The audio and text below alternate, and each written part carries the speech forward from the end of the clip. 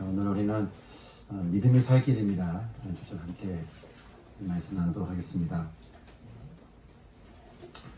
우리는 지난 시간에 바리새인과 세리의 기도에 대한 말씀 함께 나눴는데요. 여러분 이렇게 말씀을 듣고 나서 여러분 한 주간은 어떠셨습니까? 그냥 그 말씀을 그대로 놔두고 여러분대로 사셨는지, 아니면 여러분도 세리 같은 마음으로, 혹시 절절한 마음으로 혹시 여러분도 기도하며 사셨는지, 여러분 어떠셨습니까? 여러분 혹시 세상 일이나 즐거우면 이렇게 텐션이 높은데 영적인 일에는 혹시 또 기도의 자리에는 혹시 이렇게 무심하게 혹시 지나치고 있는지는 있지는 않았는지. 주님이 마태복음 24장에서 그렇게 말씀하셨어요. 세상이 홍수로 잠긴 심판이 임하게 되는데, 그 날이 임하기 전에 노아가 방주에 들어가기 전까지 사람들이 했던 일이 있다고 하죠. 그것은 먹고 마시고 시집가고 장가가고, 다시 말해서 다들 각자 일에 분주하게 빠져 있는 거예요. 다 각자 일에 분주하게 빠져 있다가 홍수가 그들을 다 멸하기까지, 그들이 바로 그 앞에까지도 그 다음 일이 어떤 일이 벌어질지 그들이 깨닫지 못했다고 하는 것이죠. 저는 언젠가 왜 주님이 이 땅에 오실 때 도둑같이 오실까? 나는 그게 왜 그런지 참 이해가 안 됐다가 묵상 중에 깨달은 것이 있는 거예요. 여러분, 똑같이 이렇게 심판이 임하지만 우리가 노아는 주님의 심판이 도둑같이 임하지 않았죠. 왜냐하면 그는 언제나 주님과 함께 동행하는 삶을 살았기 때문입니다. 하지만 영적인 일에 무관심했던 사람들에게 주님의 심판은 도둑 같은 일이었습니다. 사랑하는 성도 여러분, 저는 지금도 무너져가는 이 세상 가운데 저는 저와 여러분이 늘 깨어서 주의 이름을 부르고 또 늘 기도할 수 있는 저와 여러분 될 수 있기를 소망하는 것입니다. 그렇게 우리가 참 영적인 일에 좀 깨어 있어야 되는데, 이 영적인 일을 별로 이렇게 반가워하지 않거나 거기 우선순위를 두지 않는 우리의 모습이 참 있는 거예요. 왜냐하면 이게 죄가 인간에게 주는 영향 때문에 그런 건데요. 사단이 우리에게 죄를 선택하게 하면서 우리에게 심어놓은 죄성이 있습니다. 바로 교만입니다. 교만. 우리가 하나님처럼 될 수 있을 거라고 하는 이 교만에서 오는 욕심, 탐욕, 그리고 또 욕망, 그래서 나를 통제한다든지 또 다른 사람을 이렇게 통제하려고 하는 이 죄의 욕구에서 오는 이것 때문에 인간은 영적인 일에 무심하게 되면서 하나님 앞에 잠잠히 머물지를 못한다고 하는 것이죠. 사람들이 이 죄를 따라 참 영적인 일에 무지하게 되면 잃어버리게 되는 세 가지가 늘 있습니다. 첫째는 길을 잃어버리게 됩니다. 길을 잃어버리게 됩니다. 내가 어디로 가야 할지 모르겠는 거예요. 앞으로 내가 어떻게 살아야 될지 모르는 것이죠. 또 잃어버린 것은 진리를 잃어버리게 됩니다. 어떻게 살아야 되는지 그 지혜를 알지 못하는 거예요.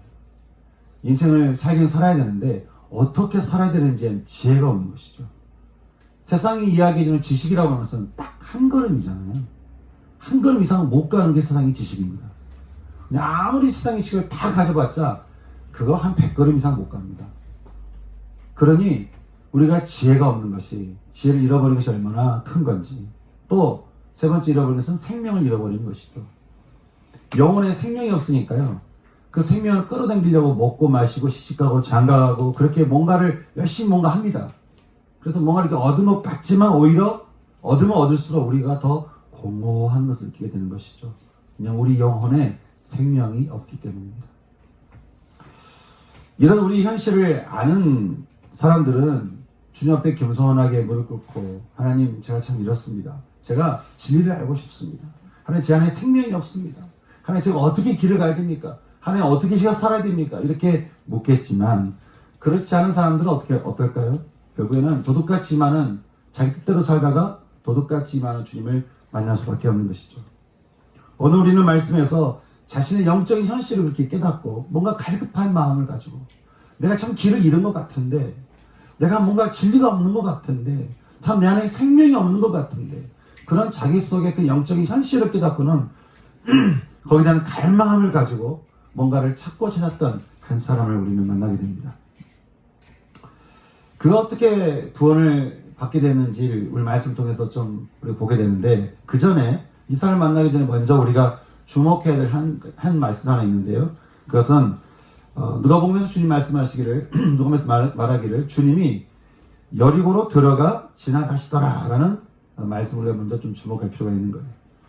이것은 주님이 예루살렘으로 가시는 길에 의도적으로 여리고를 지나치셨다라고 하는 그런 말을 뜻하고 있는데, 여러분, 주님이 왜 여리고로 그렇게 의도적으로 예루살렘 가는 길에 여리고를 의도적으로 들으셨을까? 주님 나중에 그런 말씀하셨어요. 내가 이 땅에 온 것은 잃어버린 자를 찾아서 그들을 구원하기 위함이다. 그렇게 말씀하셨죠. 그 말인즉은 주님이 여리고로 의도적으로 들어가신 것은 그곳 가운데 그곳에 잃어버린 자들 중에서 내가 어떻게 해요? 구원할 자가 있기 때문에 내가 그것을 들어가겠다라고 하신 거예요. 그렇게 해서 만나게 된 사람, 그는 누구였을까요? 성경은 그 사람에 대해서 세리장이요 부자이면서 이름은 삭개오라고 이렇게 소개를 해주고 있습니다. 말씀드렸다시피 세리라고 하는 것은 로마에서 파견 나와 세금을 거두는 그런 사람이기 때문에, 게다가 삭개오는 이 세리들의 장이잖아요. 그러니까 사람들이 얼마나 미움을 받았겠어요. 단단히 미움을 받은 그런 사람이었는데, 게다가 그 사람에 대해서 말하기를 그는 부자였다는 거죠. 세리였으면서 부자였다. 이 말은 좀 어떤 어감이냐면, 어떤 사람이 사기꾼인데 부자다. 이런 말하고 좀 어감이 비슷해요. 그러니까 다시 말해서 그 사람이 벌어들인 그 부자가, 그 부요가 공의롭지 않았다라고 하는 것이죠. 정직하게 돈을 번 것이 아닌 것이에요. 근데 하루는 이 삭개오에게, 이렇게 살던 이 삭개오에게 한 가지 참 놀라운 소식 하나가 들려오게 되는데, 그것은 자기 있는 그 마을에 예수님이 찾아온다는 그 소식을 듣게 된 겁니다. 어떤 사람에게 예수님의 소식은요, 그냥 일상적인 이야기예요. 우리가 교회에서 늘 예수님 이야기하잖아요. 그럼 예수님에 대한 이야기를 어떤 사람은 그냥 일상적인 이야기로, 그냥 그렇지 라고 넘어갈 수 있는데, 그런데 이 삭개오에게는 이 예수님에 대한 이야기가 그냥 넘어갈 수 없는, 이 예수님에 대해서 딱 듣자마자 갑자기 흥분된 마음이 올라오는, 갑자기 예수님에 대한 이야기가 듣자마자 뭔가 막 설레는 마음 같은 그런 마음이 올라왔다는 거예요. 그 전의 삶은 참 세리였으면서 부자였던 그 삶이, 그 사람하고 예수님에 대한 소식을 듣고 나니까 막 흥분되었던, 이게 뭔가 좀 맞지 않은 것 같은 그런 모습인데, 왜 그가 그런 생각을 갖게 되었을까? 오늘 말씀에 읽었던 말씀 보니까 3절 말씀에 그런 말씀이 있어요. 그가 예수께서 어떠한 사람인가 하여 보고자 하되 라는 말이 있어요. 이 말씀을 원어로 풀어보면은 그 단어가 에세테라고 하는 단어가 쓰여지고 있는데, 그게 어떤 말이냐면 뭔가를 집요하게 찾고 있었다라고 하는 미알로 능동태라는 거예요. 그러니까 그 전까지 이 삭개오 마음 가운데 예수님에 대한 소식을 들어서 알고 있었고, 그래서 예수님에 대해서 뭔가를 알고 싶었고 찾고 싶었고 만나고 싶은 그 마음이 그 속에 갈망함이 있었는데 그렇지 못하는, 그게 삭개오 가운데 있었다고 하는 것이죠. 아마 삭개오가 그랬던 것 같아요. 예수님에 대한 소식을 전해 듣고 그 예수님이 과연 듣던 그분인가? 과연 내가 만나고 싶고 찾고 싶었던 그분이 바로 그분인가? 과연 저분이 늘상 말씀하신 대로 그분이 주시는 그 구원, 그 불의한 소식을 혹시 나도 듣고 나도 이렇게 구원받을 수 있지 않은가? 만약 그분을 내가 만날 수 있다면, 저분을 만난 사람들이 하나같이 변화된 것처럼 혹시 나도 변화될 수 있을지, 그런 마음이 이 삭개오 가운데 있었다는 거예요. 그러니까 자기의 죄됨도 알아요. 자기가 뭔가 잘못된 것도 알아요. 뭔가 길이 어긋났던 것도 알아요. 자기가 뭔가 길이 틀렸던 것도 알아요. 자기가 생명이 없이 지금 뭔가 막 돈을 벌어든 일을 하고 있다는 것도 알아요. 지금 내가 뭔가 잃어버렸다는 사실을 알고 있는데, 그거를 예수님이 해결해 줄 것 같은 그 마음이 그 안에 있었다고 하는 것이죠. 그런 예수님에 대한 찾고 싶은 마음이 그 안에 있었다고 하는 거예요. 근데 예수님 오셨다는 얘기를 듣고 그래서 예수님을 찾으러 갔는데, 문제는 사람들은 다 몰려있는데 삭개오가 키가 작은 거죠.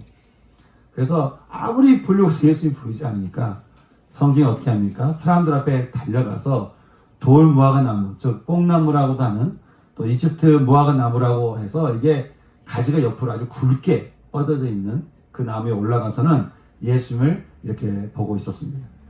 그런 갈망을 가지고 예수님을 이렇게 기다리면서 예수님을 보고 있는데, 근데 예수님과 이제 제 사람들이 무리에 쫙 올 거 아니에요?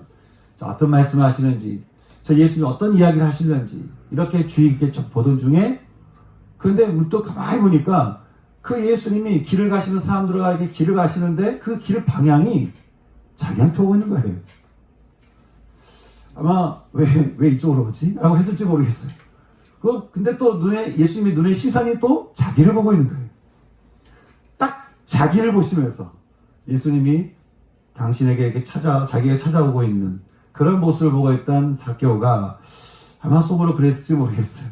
야, 얘 왜 나한테 찾아오지? 그런 마음으로 바라보고 있던 그때에 예수님이 가까이 다가가시고는 삭개오한테 이렇게 말씀하시는 거죠. 삭개오야, 그러시고. 삭개오야, 내가 오늘 너의 집에서 쉬어야 되겠다. 그렇게 말씀하시는 거예요.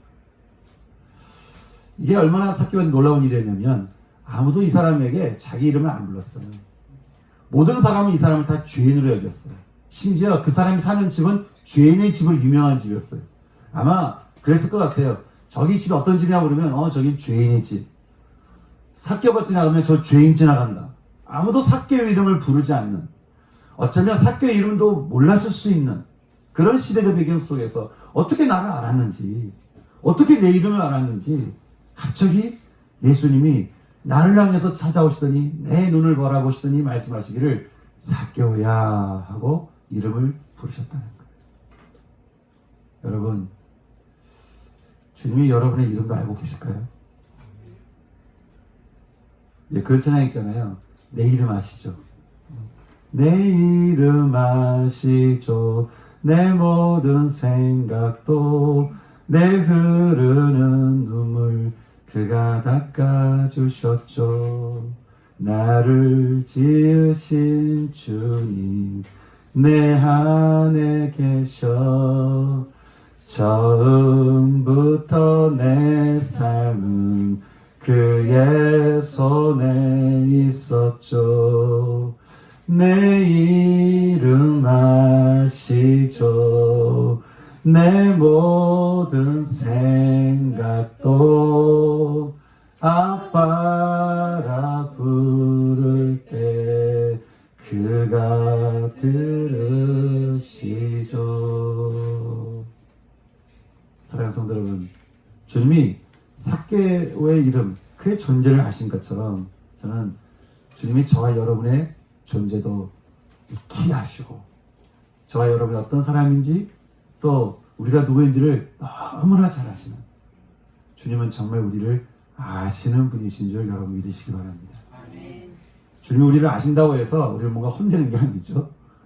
주님은 선악의 하나님이 아니시잖아요. 주님은 생명의 하나님이시죠. 그러니 주님이 우리 이름을 부를 때는 목적이 뭐겠습니까?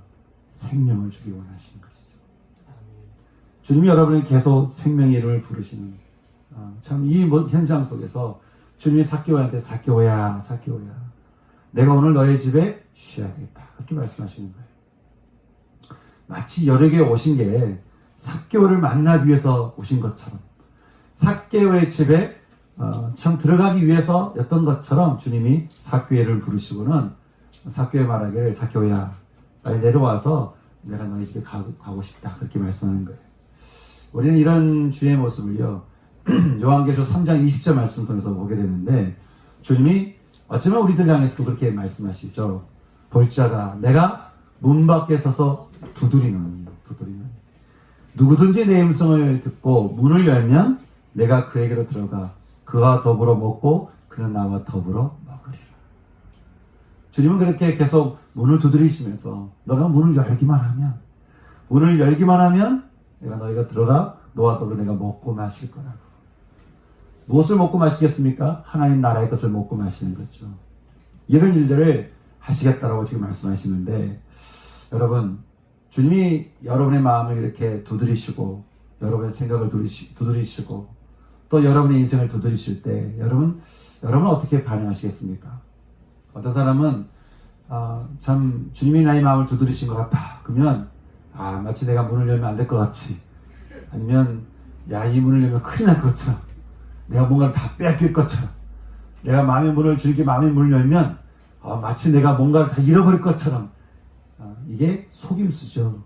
이 사단이 우리에게 주는 속임수인데 그렇게 같은 마음 들어서 문을 못 여는 사람도 있고 어떤 사람은 내가 마음의 문을 열면 내 마음속이 얼마나 두려운지 내 마음이 얼마나 악한지 내 마음속이 얼마나 참 깨끗하지 못한 걸 주님 다 보실 텐데 그것 때문에 또 마음의 문을 못 여는 사람도 있고 여러 가지 이유로 참 주님은 끊임없이 문을 두들기는데 이 마음의 문을 여는 사람이 많지 않은 거예요. 여러분은 주님이 여러분의 마음을 두드리실 때 여러분 어떻게 반응하시겠습니까? 주님이 우리에게 마음을 두드릴 때 참 우리에게 마음을 문을 활짝 열고 그렇게 가야 되는데 참 그렇지 못한 우리의 모습이 있는 거예요.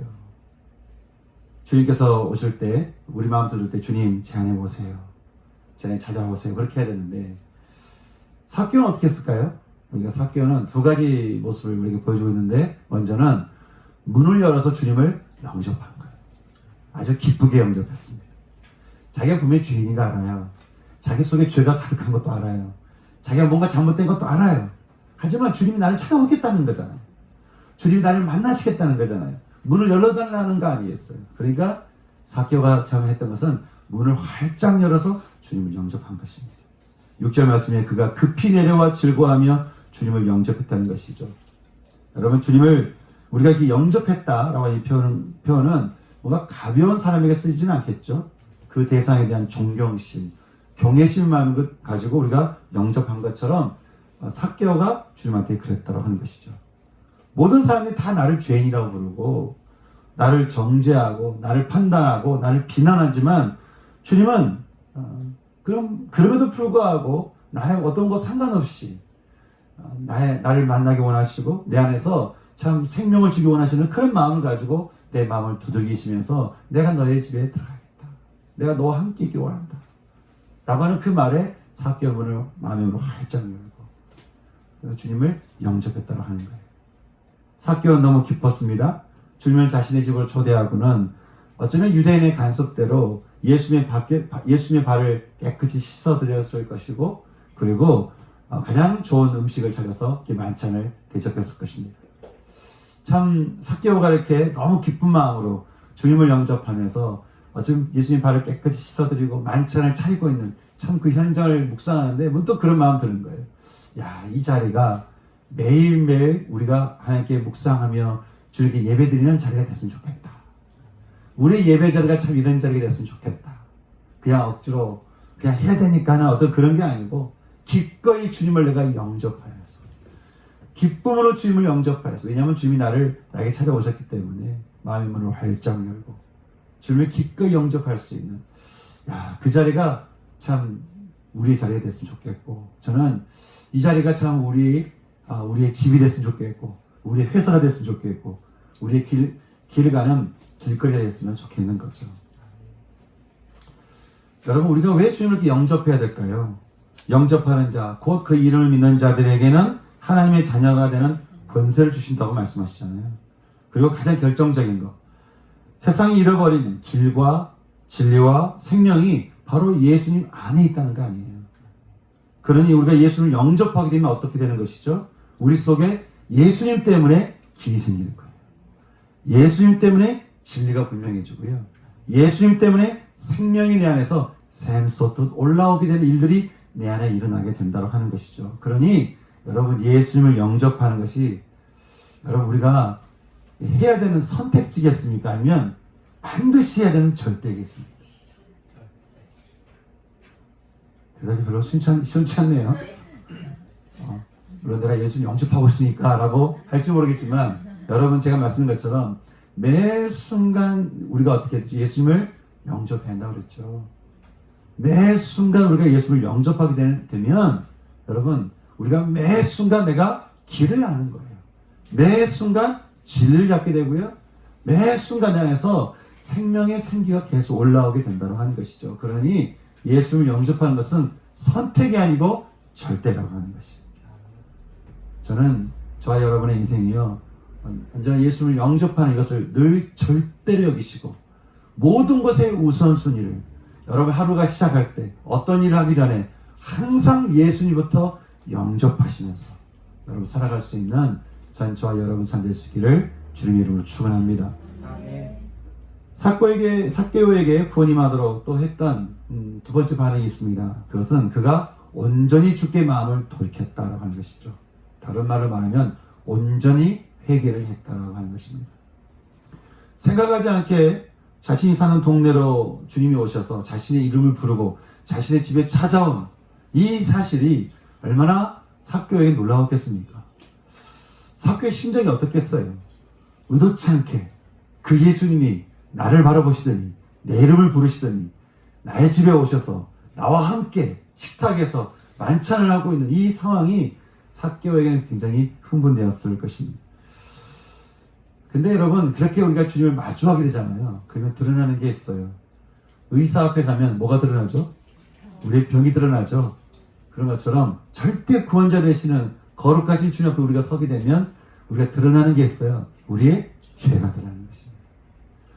그전에는 내가 이게 죄일까? 나는 그 죄라고 생각하지 않았는데 말씀이 육신이 되어 우리 가운데 오시는, 다시 말해서 주님과 또 말씀과 함께 대하게 되면 우리는 그 속에서 내가 그동안 그전에는 죄라고 생각하지 않았던 것들이 이게 죄네?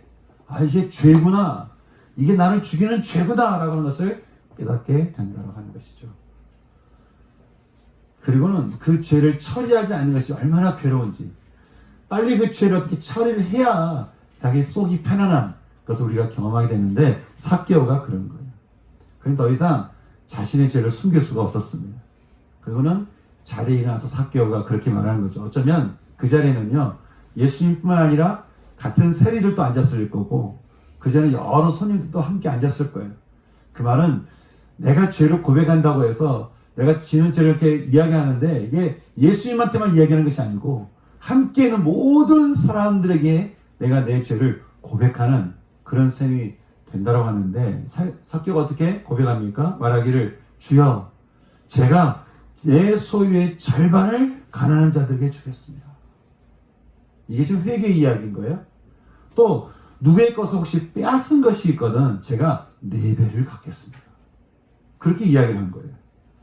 우리는 이게 예수를 만나서 삭개오가 뭔가 감격해서 이야기한 것처럼 생각할 수 있는데 그 말의 의미를 지금 살펴보면 삭개오가 굉장히 진심 어린 마음으로 회개하고 있는 것을 보게 되는데요.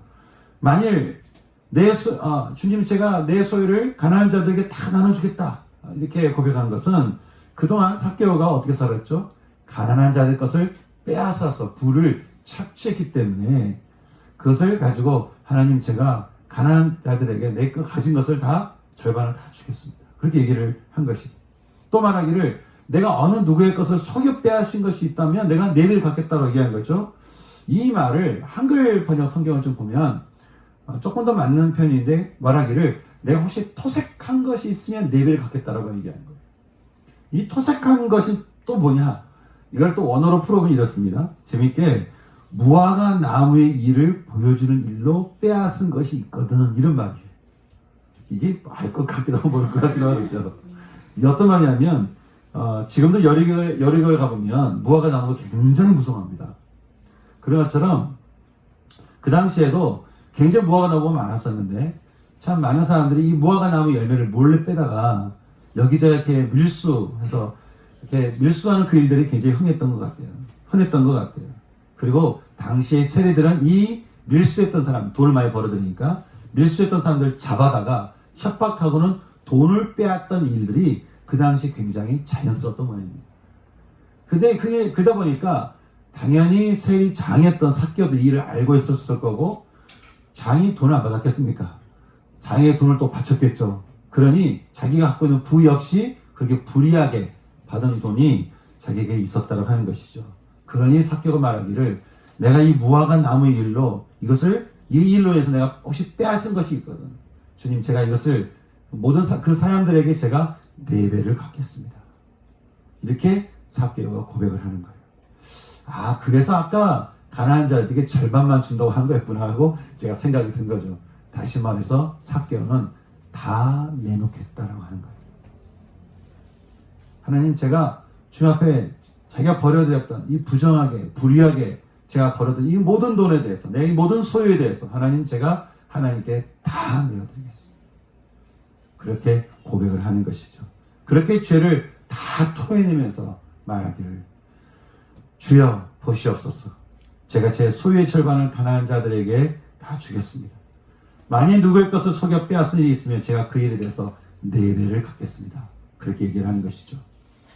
그렇게 주님을 영접했던 삭개오가 이제는 진심 어린 마음으로 그렇게 주님께 마음을 돌이켜 회개를 하게 되자 주님께서 삭개오에게 뭐라고 말씀하셨죠? 말씀하시기를 오늘 구원이 이 집에 이르렀으니 이제는 이 사람도 아브라함의 후손이 되었다. 그렇게 말씀하는 것입니다. 유대인인데 아브라함의 후손이 되었다. 이 어떤 말일까요? 이 집에 구원이 이르게 되었으니 이제 이 사람 역시 믿음의 조상인 아브라함의 계보를 잇게 된 이 사람은 진정한 아브라함의 후손이 되었다라고 말씀하는 것입니다. 아마 이 이야기를 들은 바리새인들 옆에서 아마 넘어갔을 거예요. 저 죄인이 믿음의 아브라함의 후손이라니. 근데 주님 말씀하시기를 행위를 보지 않고 그 속에 믿음을 보시고는 말씀하시기를 내가 말하기를 이 집에 구원이 임하였으니 이 사람이 이제부터 아브라함의 후손이라고 얘기를 하는 것입니다. 사랑하는 성도 여러분, 우리는 끊임없이 우리에게 다가오는 주님 앞에 우리는 어떻게 주님을 대하고 있을까? 기쁘게 주님을 영접하면서 그 주님 앞에 우리에게 드러난 그 죄를 토하고는 주님께 정말 마음을 돌이키는 삶을 우리 매일 살아가고 있을까? 여러분 어떠십니까? 근데 이렇게 참 이 삭개의 모습을 본과 동시에 또 우리가 또 한 가지 이게 참 길을 잃어버린 하나의 사람들을 무리를 보게 되는데 오늘 함께 읽었던 하박국서 말씀에서 나오는 사람들인데요. 바로 그들은 하나님도 잘 알고 있었고 또 성전도 잘 알고 있었고 또 제사의식도 잘 알고 있었고 또 제사의식도 잘 참여했던 사람들이었습니다. 어떻게 보면 삭개오보다 조금 나을 수 있을런지 모르겠어요. 하지만 하나님을 늘 예배드렸던 어떻게 보면은 지금 매 주일마다 예배드리는 교인들일 수도 있는 바로 이스라엘 백성들 향해서 하시는 말씀이라고 하는 것이죠. 길을 잃어버린 이스라엘 백성들. 하박국 선지자는 당시 예레미야 선지자와 함께 동시대에 활동했던 선지자였는데요. 그 당시에는 이스라엘이 완전히 기울어져서 이제 망하기 일보 직전이었으니까 이 하박국 선지자가 보니까 나라는 망해져 가고 그리고 바벨론의 힘은 더 강해져 가고 이제는 진짜 망할 것 같고 다 없어져 버릴 것 같은데 그러다가 성전도 없어질 것 같은 이 상황에서 이제 하박국 선지자가 계속 하나님께 부르짖었던 것 같아요. 하나님 우리를 불쌍히 여겨 주옵소서. 하나님 우리를 긍휼히 여겨 주옵소서. 하나님 멸망하지 않도록 하나님 우리를 불쌍히 여겨 주시고 하나님 붙들어 주옵소서.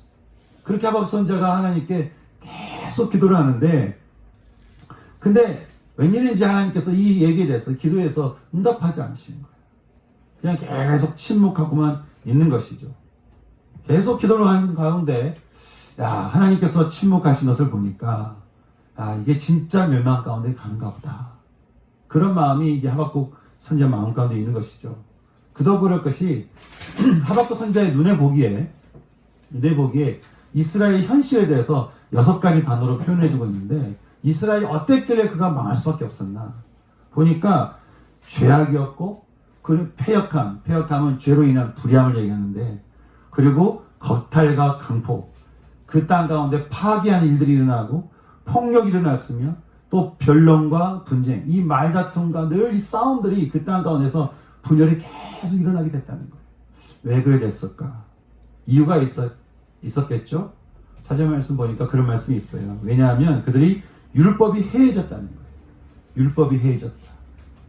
하나님 말씀이 느슨해지고 하나님 말씀이 안에 분명히 서지 않고 그렇게 늘 이렇게 느슨해지고 해해지게 되면 여러분 어떻게 될까요? 우리 자꾸 현실하고 타협하게 되겠죠. 그러니 정의가 전혀 시행되지 못해서 오히려 죄를 품은 자들이 오히려 의인을 에워싸고 있는 그래서 정의가 오히려 행해지지 못하고 있는 그 시대가 바로 당시 이스라엘이었다고 하는 것이죠. 그러니 하나님께서 아무리 기도해도 들어주지 않으시는 침묵하시는 것을 보면서 이 기도 가운데 하박국이 선지자가 깨닫는 게 있는 거예요. 멸망할 수밖에 없구나. 이게 진짜 끝이구나. 이 땅은 망하는구나. 그런데요. 하나님의 사람 여기서 그칠 수 없죠. 하박국 선지자가 그래도 이젠 더 높은 곳 파수꾼에 올라가서 더 하나님께 간구하며 말하기를 그래도 하나님 우리가 살 길이 없겠습니까? 하나님 그래도 다 망하는데 다 심판에서 멸망 가운데 가는 이 상황 가운데서도 하나님 그래도 우리가 살 길이 없겠습니까? 그래도 우리가 어떻게 해야 되겠습니까? 라고 간절히 부르짖으니까 하나님께서 하박국 선지자에게 그렇게 말씀하시는 거예요. 내가 너에게 말한 이 묵시를 기록해서 돌판이든 어느 판이든 이렇게 그걸 새겨가지고 너는 달려가면서 그것을 읽게 하라는 거예요. 그 말은 공동 번역 말씀 보니까 너가 받은 내가 말할 이 말을 너가 받아서 이제는 누구나 알아보도록 판에 새겨서 이제는 모든 사람들에게 다 전하라고 하는 것이죠. 그래서 말하기를 분명한 건 너희들의 그 교만 때문에 죄로 인한 교만 때문에 반드시 이 땅 가운데 심판이 임할 것이고 이 땅의 모든 것은 망할 것이겠지만 그러니까 망하겠지만 하지만 주님께서 하나의 살 길이 있는 것을 말씀해 주시는데 그 살 길이 뭐냐? 그래서 바로 오직 의인은 다시 말해서 의인이라는 것은 의를 붙잡은 자는 의를 품은 자는 의를 영접한 자는 여러분 그 의가 뭐겠습니까? 하나님이시고 그리스도이죠. 그 의를 품은 자 우리가 세상은 참 착한 일 하는 게 의롭다고 얘기하잖아요. 하지만 주님 말씀하시기에 의인은 누굽니까? 의 대신 그리스도가 있는 것이 의인인 것이죠. 그러니 그렇게 의인은 하나님을 붙잡는 자는 그가 살 길이 하나 있는데 그것은 바로 오직 어떻게 해요? 믿음으로 말미암아 살게 될 거라고 하는 거예요. 하나님 향한 믿음, 하나님의 성품에 대한 믿음, 그 말씀에 대한 믿음, 하나님의 존재에 대한 믿음, 그리고 하나님께서 우리에게 말씀하신 그 말씀이 반드시 이루어질 거라고 하는 그 믿음, 구원에 대한 그 믿음, 언약에 대한 믿음, 나를 향한 그 말씀 하나님에 대한 그 믿음, 우리가 매일 묵상할 때마다 그 묵상을 통해서 나에게 주시는 그 말씀에 대한 믿음, 이 믿음을 갖게 된 자는 모든 것이 다 망하더라도 그는 살게 될 거라고 하는 것이죠. 그래서 하나님께서 하박국 선지자에게 살 길을 말씀해 주는 것이죠. 오직 의인은 믿음으로 말미암아 살게 될 것이다. 그렇게 말씀하는 것이에요. 사랑하는 성도 여러분, 주님께서 우리에게 살 길이라고 주신 이 믿음에 대한 이 길을 여러분 우리도 그 길을 가야 되지 않겠습니까?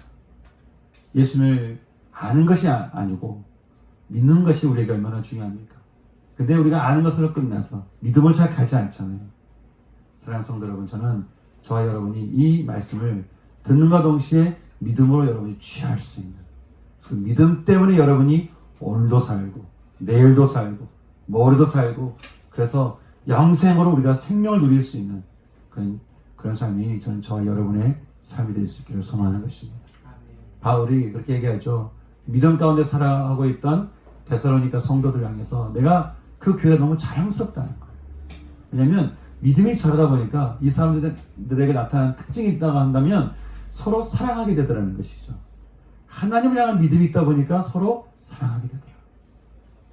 저는 그럴 수 있는 그 교회가 저는 우리 교회 될 수 있기를 소망하겠습니다.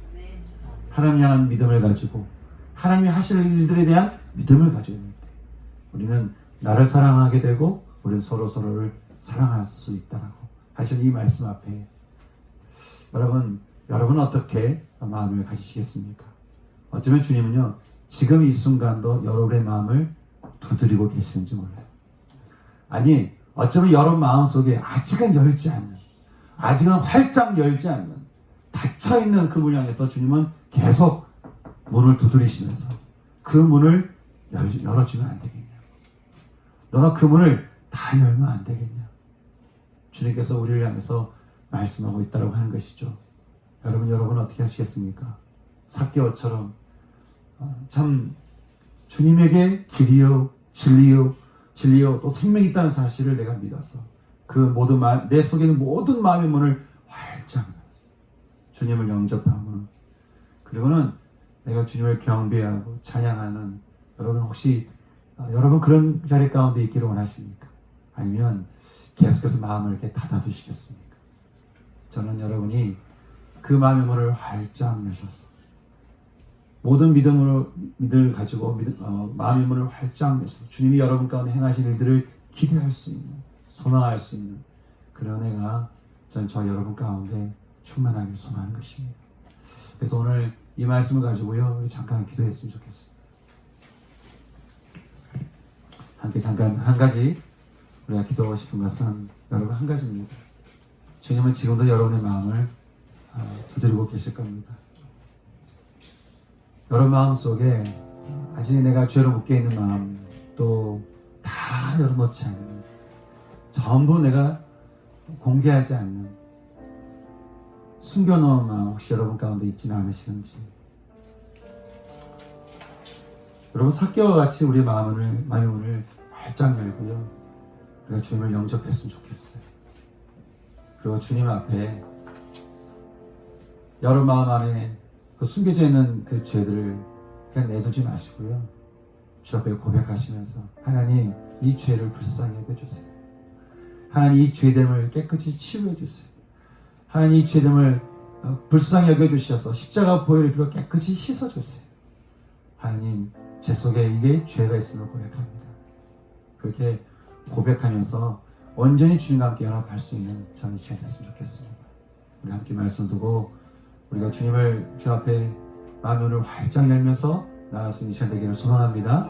함께 시간 기도하겠습니다. 기도하시겠습니다.